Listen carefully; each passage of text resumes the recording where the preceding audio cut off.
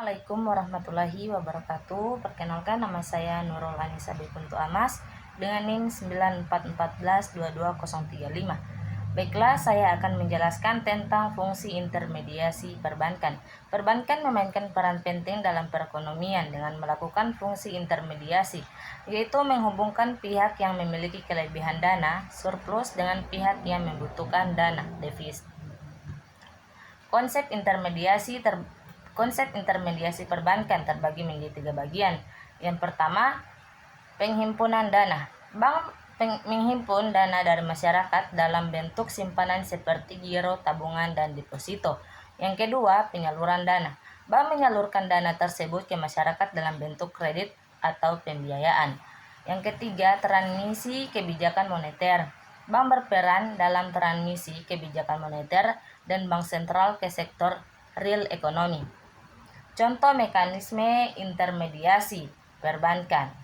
Yang pertama, penghimpunan dana. Bank menawarkan berbagai produk simpanan kepada masyarakat seperti giro, tabungan, dan deposito. Penyaluran dana. Bank menyalurkan dana tersebut dalam bentuk kredit kepada debitur seperti individu, bisnis, dan pemerintah. Selisih bunga. Bank memperoleh pendapatan dari selisih bunga yang diterima dari kredit dan bunga yang dibayarkan kepada nasabah simpanan. Manfaat intermediasi, mobilisasi dana masyarakat.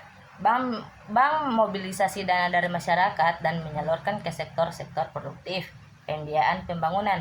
Dana yang disalurkan bank dapat digunakan untuk membiayai kegiatan investasi dan pembangunan ekonomi. Efisien alokasi sumber daya. Bank dapat mengalokasikan daya keuangan secara lebih efisien dari surplus ke defisit. Stabilitas sistem keuangan. Intermediasi perbankan yang sehat dapat berkontribusi pada stabilitas sistem keuangan. Tantangan intermediasi perbankan terbagi menjadi 3 bagian. Yang pertama, risiko kredit. Bank harus mengelola risiko kredit yang timbul dari penyaluran dana kepada debitur. Yang kedua, risiko likuiditas. Bank harus menjaga likuiditas untuk memenuhi permintaan penarikan dana oleh nasabah. Yang ketiga, regulasi ketat. Bank harus mematuhi berbagai peraturan dan kebijakan yang ditetapkan oleh otoritas pengawas. Transformasi digital intermediasi perbankan terbagi juga menjadi 4 bagian. Yang pertama, mobile banking. Layanan perbankan via aplikasi mobile memudahkan nasabah bertransaksi kapan saja dan di mana saja.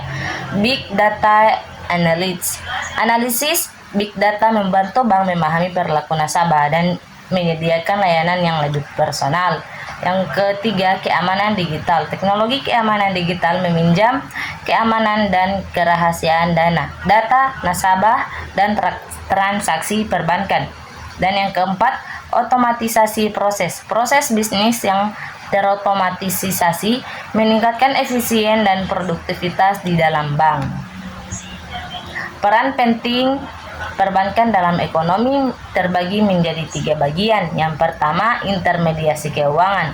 Bank menghubungkan pihak yang memiliki kelebihan dana dengan pihak yang membutuhkan dana. Yang kedua, transmisi kebijakan moneter. Bank berperan dalam menyalurkan kebijakan moneter dari bank sentral ke sektor real ekonomi.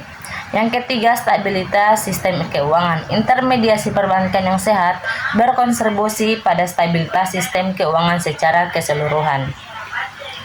Nah, kesimpulan, fungsi kunci perbankan memainkan fungsi intermediasi yang sangat penting dalam mendukung pertumbuhan ekonomi.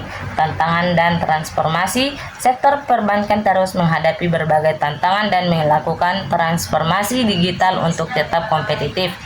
Kontribusi ekonomi, peran strategi perbankan dalam transmisi kebijakan moneter dan stabilitas sistem keuangan sangat fatal bagi perekonomian.